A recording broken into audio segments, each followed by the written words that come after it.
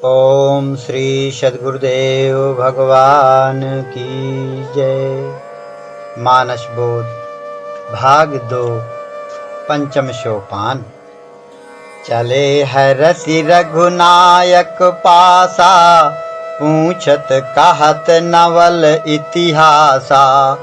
तब मधुबन भीतर सब आए, अंगद सम्मत मधुफल खाए। रखवारे जब बरजन लागे, मुष्टि प्रहार हनत सब भागे।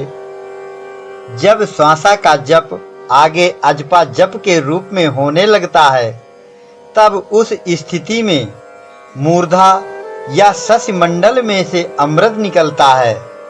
जैसे खूब भूख लगी हो तो बढ़िया भोजन को देखकर मुंह में लार आ जाती है, उसको क्लोम रस कहते हैं। उसको यौगिक प्रक्रिया में अमृत रस कहते हैं। यह तब मिलता है जब साधक भगवान का काम पूरा करने की स्थिति में आता है। साधना की उच्च अवस्था में जब श्वास के जप से, ध्यान से साधक के नाभि कमल, हृदय कमल और कंठ कमल खुल जाते हैं और ध्यान के द्वारा अजपा की स्थिति बन जाती है, तो फिर यह अमृत निकलने लगता है। इसे मधुबन के फल भी कहते हैं। मधुबन के फल वही खा सकता है जो भगवान का काम पूरा कर लेता है। जब साधक इस अमृत को पा जाता है तो फिर पीछे मुड़कर नहीं देखता, फोर्स के साथ आगे बढ़ जाता है। जाये पुकारे ते सब, बन उजार युवराज। सुनि सुग्रीव हरसि कपि, करि आए प्रभु काज। जो न हो तो सीता सुधि पाई, मधुबन के फल सकहि की खाई।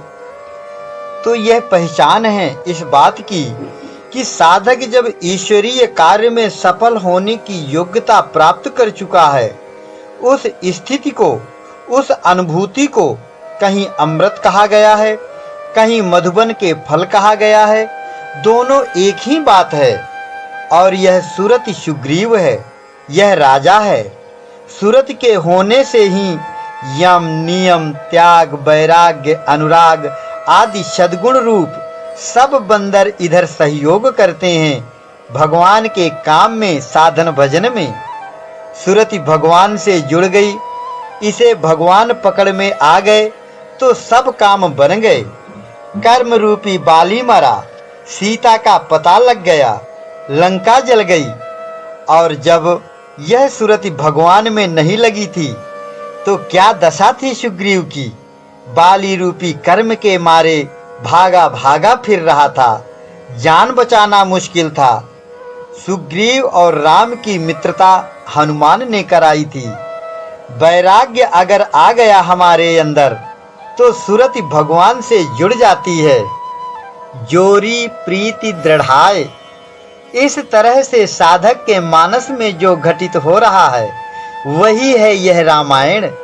इसलिए इसे कहते हैं रामचरितमानस। राम के चरित्र मन से, मानस में, अंतःकरण में जो चरित्र हो रहा है वह राम कहानी है। इसमें तो होना यह चाहिए कि बड़े बड़े दिमाग वाले आदमी इसमें लगें और खोज करें। वे लोग जो दूसरे कार्यों में न फंसे हों तो फिर इसका रहस्य निकल सकता है और मानस में रामचरित चरितार्थ हो सकता है। प्रति उपकार करऊं का तोरा, सन्मुख होय न सकत मन मोरा। सुन सुत तो ही उर न मैं नाही, देखूं करि विचार मन माही। पुनि पुनि कपि चितव सुर त्राता, लोचन नीर पुलक अति गाता। सुनि प्रभु बचन बिलो की मुख, गात हरसि हनुमंत। चरण परव प्रेमाकुल, त्राहि त्राहि भगवंत। जब सीता का पता लगाकर हनुमान आ गए तो राम ने कहा कि हे हनुमान, मैं तुमसे कभी उर्ण नहीं हो सकता, तुम्हारे इस उपकार का बदला नहीं चुका सकता। राम ने कहा, देवता, ऋषि, मुनि संसार में जितने भी हैं, उन सबसे प्रिय मुझे तुम हो। मैं तुम्हारा ऋणी हूँ। भगवान ऋणी हो गए हनुमान के। हनुमान अगर एक बंदर को मान लिया जाए तो बंदर भगवान से बड़ा हो गया। अगर हनुमान को एक आदमी मान लिया जाए तो वह अजर अमर हो गया और भगवान से बड़ा हो गया। ऐसा नहीं, हनुमान कोई बंदर नहीं, हनुमान कोई आदमी नहीं। हनुमान का मतलब है अभिमान का जो हनन करे। वह है राग का त्याग, वैराग्य। अंगद अनुराग है। ये गुण हैं, सद्गुण हैं, जो हमारे तुम्हारे किसी के पास आ सकते हैं। जैसे गीता पढ़ते हो तुम लोग, उसमें आता है कि जब भगवान कृष्ण ने अर्जुन को अपना स्वरूप दिखाया तो बोले, हे अर्जुन, मैंने तुम्हें जो अपना सही स्वरूप दिखाया है उसे दूसरा कोई देख नहीं सकता। न तो इसके पहले कभी किसी ने देखा और न भविष्य में कभी कोई देखेगा। तो फिर बस अर्जुन ही अर्जुन रह गया। कोई और पहले न देख पाया था और न अब कोई देख पाएगा। तो ऐसा अर्थ लेना ठीक नहीं रहेगा। अर्थ यह लेना चाहिए कि अर्जुन अनुराग को कहते हैं। अनुराग तुम्हारे हमारे सबके हृदय में हो सकता है। जिसके हृदय में भगवान के प्रति अनुराग आ जाए वही भगवान के दर्शन कर सकता है। हाँ, बिना अनुराग के नहीं हो सकता। इस अर्जुन के बिना कोई देख नहीं सकता। मिला ही न रघुपति बिन अनुरागा। तो अनुराग है अर्जुन। ऐसे ही हनुमान को लेना पड़ेगा। जब हनुमान से ऐसा कहा राम ने तो हनुमान चिल्ला पड़े, भगवान त्राहि माम, मेरी रक्षा करो, भगवान मेरी रक्षा करो। क्योंकि अगर स्वीकार कर लेते कि हाँ ठीक कहते हैं आप, तो ईगो की बात आती है, इसलिए चिल्ला पड़े। क्योंकि हनुमान का मतलब है जहाँ ईगो या अभिमान ना हो, और अगर अभिमान आ गया तो निरभिमानता की स्थिति मर जाएगी। अहंकार आ गया अगर, तो अभिमान रहित अवस्था न रह जाएगी। यह हनुमान मर जाएगा। इसलिए चिल्ला पड़े, बचा लो, बचा लो। ऐसे एडजस्टिंग की क्षमता होनी चाहिए साधक में। तो अब जैसे मिलिट्री में विजिलेंस स्क्वाड होता है तो उसका कोई एक दो आदमी दुश्मन का पता लगाने जाता है और वह टोह लेकर जो रिपोर्ट देता है उसी के अनुसार तैयारी होती है आगे की। टोह लेकर हनुमान आ गए, रिपोर्ट दे दिया, अब उसे कार्य रूप में परिणत करना है। जब साधक को वैराग्य भाव के जरिए ईश्वरीय क्षमता का पता चल गया और यह भी पता चल गया कि काम, क्रोध, लोभ आदि विजातीय तत्वों के बीच में वह फंसी है, उसे पाने के लिए इन राक्षसों को समाप्त करना है। जीवात्मा विभीषण से साक्षात्कार कर लिया तो अब सारी जानकारी हो गई। अब साधना का क्रम आगे चला। ब्रह्म ज्ञान रूपी बंदरों की सेना में उत्साह आ गया, अभियान हो गया। चला कटकु को बरनय पारा, गरजहि बानर भालु अपारा। नख आयुध गिरिपाद धारी, चले गगन मही इच्छाचारी। के हरिनाद भालु कप करही, डगमगाही दिग्गज चिक करही। एहि विधि जाय कृपा निधि, उतरे सागर तीर। जहाँ तहाँ लागे खान फल, भालु विपुल कपिवीर।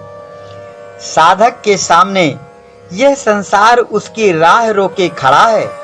संसार से निकलकर ईश्वरीय कर्तव्य में लगना है, साधना करना है। संसार रूपी समुद्र से पार हुए बिना कुछ नहीं हो सकता। सारी सेना आकर समुद्र के किनारे रुक गई।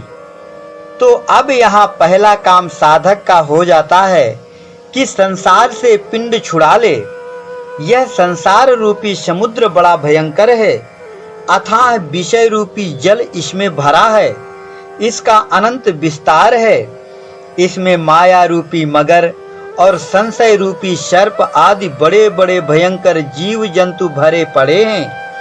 संकल्प की लहरें उठ रही हैं। गोस्वामी जी विनय में कहते हैं, कुणप अभिमान सागर भयंकर घोर विपुल अवगाह दुस्तर अपारम नक्र राग आदि संकुल मनोरथ सकल संग संकल्प बीची विकारम।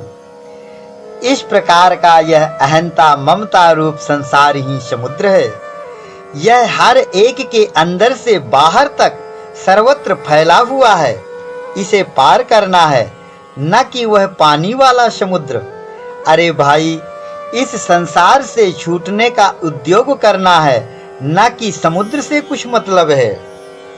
उहाँ निशाचर रहा ही सशंका जब ते जारी गयो कपिलंका निज निज ग्रह सब करहि विचारा नहीं निशिचर कुल के रे उबारा जासु दूत बल बरनि न जाई तेहि आए पुर कवन भलाई। उधर लंका के अंदर हनुमान का आतंक छा गया है। विजातीय समूह में खलबली मच गई है। राक्षसों के अंदर भय समा गया है। एक तरह से इनकी जड़ें हिला दिया हनुमान ने। प्रबल वैराग्य दारुण प्रभंजन तनय। जिस साधक के अंदर तीव्र वैराग्य काम करने लगा तो उसके प्रभाव से मन के विकार तेजहीन हो जाते हैं, दुर्गुण कमजोर पड़ जाते हैं, सद्गुण प्रसन्न होने लगते हैं। इधर सजातीय सेना में भारी उमंग और उत्साह छाया है। बंदर भालू सब गर्जना कर रहे हैं। उधर राक्षसों में भय व्याप्त है, सब घबरा रहे हैं। इस स्थिति में मंदोदरी समझाती है रावण को। मंदोदरी बुद्धि को कहते हैं। मोह के अधीन है तो भी सजातीय भावना लिए रहती है, इसलिए राम के पक्ष की ही बात करती है।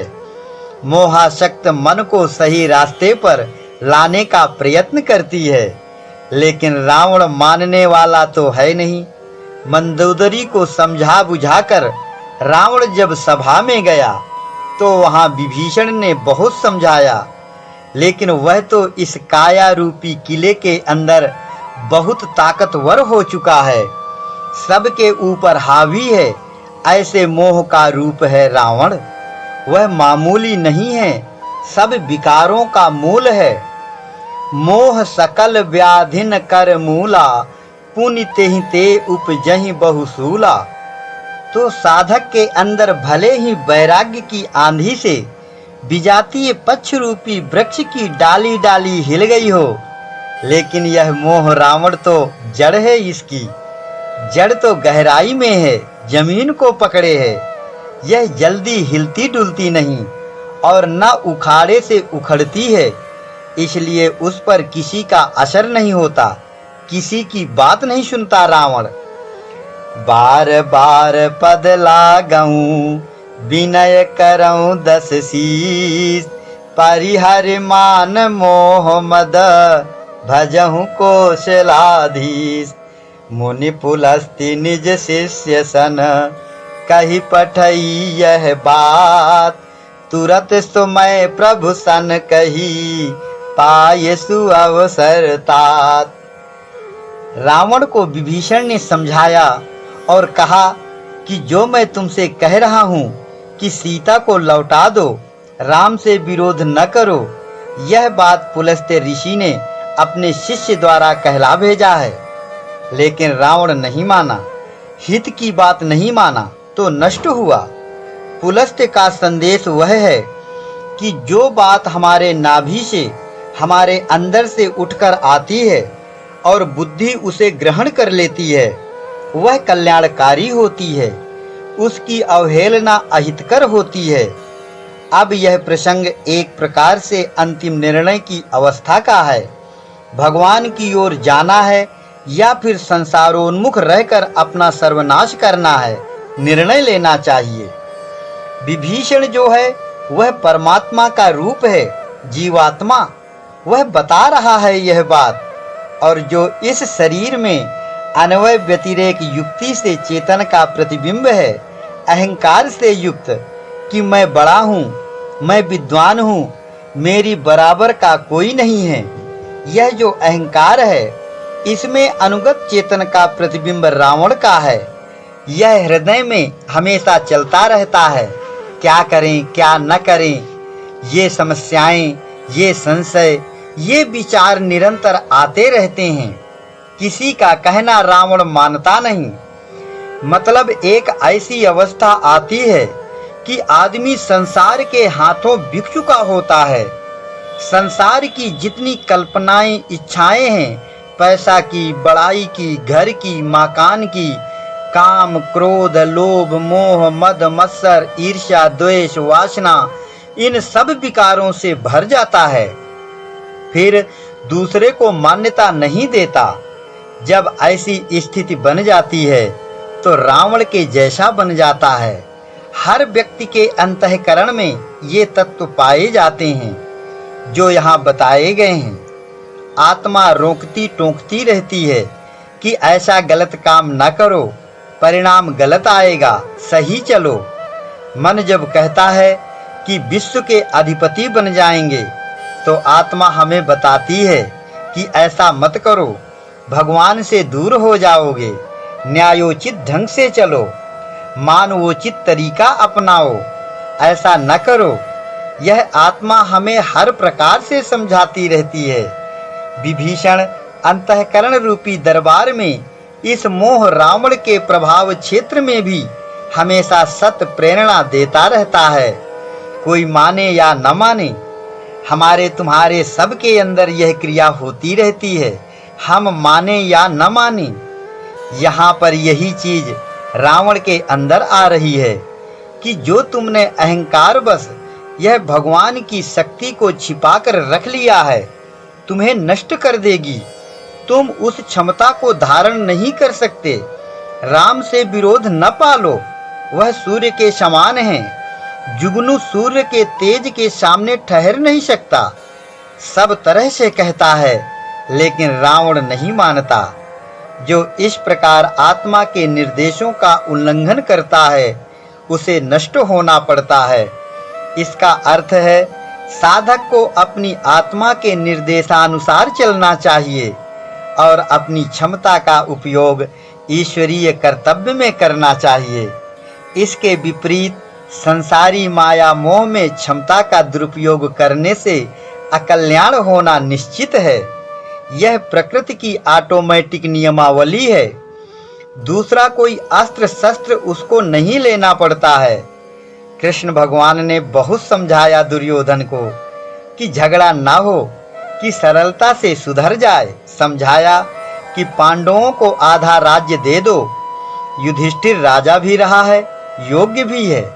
वह नहीं माना तो फिर कहा 5 गांव ही दे दो, वह भी मना कर दिया। फिर अंत में बोले अच्छा भाई कहीं रहने भर की जगह दे दो। तो दुर्योधन ने कहा सुई की नोक के बराबर भी भूमि नहीं दूंगा। अब देखो युधिष्ठिर तो कायदे पर चलने वाला था और दुर्योधन अहंकारी था। वह कहता था कि जो मैं कहता हूँ वही वेद वाणी है, किसी दूसरे का कहना मैं नहीं कर सकता, यह नीति है। ये दो विपरीत विचार काल भेद से होते आए हैं। देवताओं और दैत्यों के बीच यही विचार भेद था। राम और रावण संग्राम, कृष्ण कंस का संघर्ष, सबके पीछे यही नीति काम करती है। केवल देश काल का भेद है, नीति वही है। अलग अलग पुस्तकें बन गईं, अलग अलग कहानी बन गईं, पुस्तकों के नाम अलग हो गए, लेकिन मूलतः लड़ाई सद विचार और असद विचार की है। इसे सद असद भावनाएं कहो, सद असद वृत्ति कहो अथवा अच्छाई बुराई कह लो, यह दोनों सबके अंतःकरण में होते हैं। काया का भेद है, कल्प भेद है, नीति तो एक ही है। तो जो इंडिपेंडेंट संत हुए हैं वे हैं कि विभीषण की नीति को जिन्होंने स्वीकार कर लिया है, रावण के विचारों का हमेशा के लिए त्याग कर दिया है। विभीषण ने इस अंतिम समय में एक संदेश वाहक के रूप में पुलस्त्य ऋषि की बात रावण से कही। पुलस्त्य, पुलह, ये बड़े अच्छे ऋषियों के नाम हैं जो सदैव एक रस रहते हैं, जो ईश्वर के अतिरिक्त और कुछ देखते ही नहीं, ऐसी स्थिति वाले महान आत्मा हैं। उनका संदेश दिया विभीषण ने, और पुलस्त्य के ही ये लोग वंशज हैं। उत्तम कुल पुलस्त्य कर नाती, शिव बिरंचि पूजहु बहु भांति। उसी वंश परंपरा के ये लोग भी हैं, लेकिन रावण वगैरह ने इच्छाएं कर ली। पुलस्त्य अनपेक्ष थे, महात्मा थे। शरीर तो सबके समान तत्वों से बने हैं। भगवान की कृपा तो किसी शरीर पर होती है। जिस पर भगवान की कृपा हुई उसके मन बुद्धि सही दिशा में काम करने लगते हैं। वह अपने अहम को भगवान की इच्छा में विलीन कर देता है और उसी के हाथ की कठपुतली बन जाता है और सब कुछ प्राप्त कर लेता है। और जो अपने मैं को, अहम को, अपनी इच्छाओं को आगे रखता है, अहंकारी है, वह नष्ट प्राय हो जाता है। विभीषण ने बड़ी आत्मीयता से रावण को समझाया, लेकिन वह नहीं माना। इस तरह से जो कोई भी मोहबस आत्मा के निर्देशों की अवहेलना करता है, उसके अंदर समझो रावण ही बैठा है। साधक को सद्गुणों का संग्रह करके आत्मा के क्षेत्र में प्रवेश पाना है। दुर्गुणों को छोड़कर संसार से मुक्त होना है। सदाचार की नीति में ही परमात्मा, ऋषि मुनि, महापुरुष, महात्मा सभी आते हैं। सनक, सनंदन, सनत कुमार सभी इसी नीति को लिए रहते हैं और ऐसी ग्रेविटी में आ जाते हैं कि इसी में बने रहते हैं। वे संसार को देखते ही नहीं, काम, क्रोध, लोभ, मोह से मतलब नहीं रखते। इस नीति से अपने को इनलार्ज करना है और भगवान के पेट में डाल देना है इस संसार को, अन्यथा जूझते रहो इसी में, अगर अपनी दृष्टि से तुम्हें लेना है। गोस्वामी जी ने लिखा है, अस कहीं चला विभीषण जबहि, आयुहीन भये सब तबहि। विभीषण ने जैसे ही इन राक्षसों का परित्याग किया, ये सब मृत प्राय हो गए। जीवात्मा तो निकल गई, अब ये मुर्दे हो गए। इन बातों से समझ में आ जाना चाहिए कि यह संसारी समाज की पुस्तक नहीं है, यह राजनीति की या इतिहास की पुस्तक नहीं है, यह अध्यात्म की पुस्तक है। यह अंदर की दुनिया का विश्लेषण करने वाली पुस्तक है। इसलिए विभीषण की नीति को धारण करना चाहिए। जहाँ सत्य की धारणा बन गई तो काम बन गया। सबके अंदर आत्मा है, उसका कभी नाश नहीं है। ईश्वर अंश जीव अविनाशी, चेतन अमल सहज सुख राशि। सो माया बस परव गोसाई, बंधव कीर मरकट की नाई। बंधा हुआ है शरीर में, माया मोह में फंसा हुआ है, लेकिन निर्लेप है, उसमें माया जा नहीं सकती। माया में फंसा है तो भी माया उसे छू नहीं जाती। यह कला है उसमें, इसी को हमें पकड़ना है, इसकी धारणा दृढ़ करना है। और माया तो है ही नहीं, है तो केवल ईश्वर। राम सत्य संकल्प प्रभु, सभा काल बस तोरी। मैं रघुबीर शरण अब, जाऊं देहु जनि खोरी। अस कहीं चला विभीषण जबहि, आयुहीन भये सब तबहि। तो विभीषण भगवान की शरण में गया।